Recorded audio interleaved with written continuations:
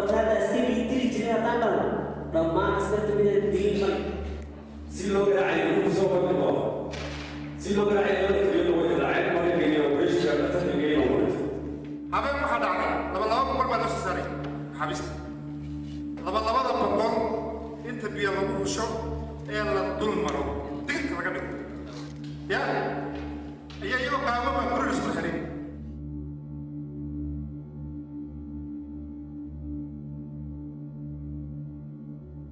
So what we have is approximately 25 hours of footage from that 11-day assessment, and it provides very damning evidence of the acts that are committed inside that jail.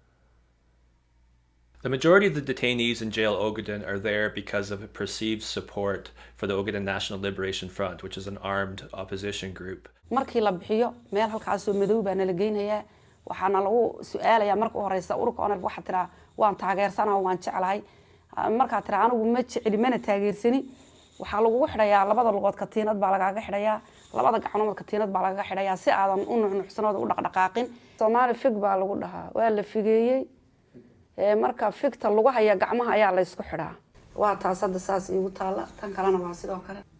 The other piece of information critical for this report was interviews with almost 100 people, 70 of whom were detained in jail Ogaden.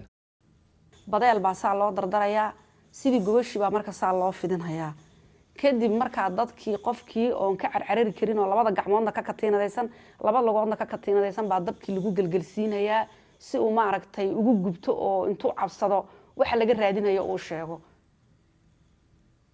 new booliska iyo booliskuba dadka intay isu keenaan oo qaawiyaan oo ay isku xidhxidhaan bahalka kaga xidhaan guska kaga xidhaan xarig oo midba mid xariga ku jiido yaa budad bay la dhacaan la dhex qaadaan marka labaad way seexiyaan new boolisku iyo booliskuba intay seexiyaan dadka si guud oo dhammaan shafka ay dhulka u saaraan xabadka iyay ku dul ordaan oo dhex socdaan buriyayaan dhoobadana ku galgashay yiraahdaan.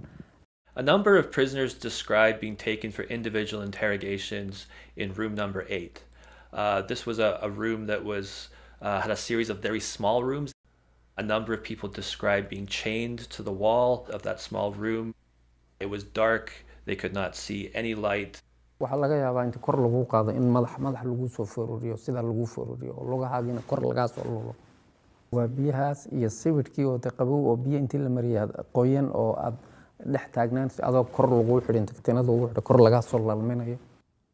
Another technique that was described to Human Rights Watch by multiple prisoners was being submerged in cold pools of water that were in between the two walls inside of jail Ogaden.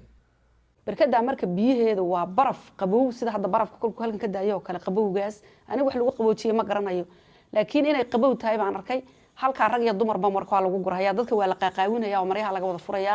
There has often been silence from Ethiopia's government on the abuses that security officials commit.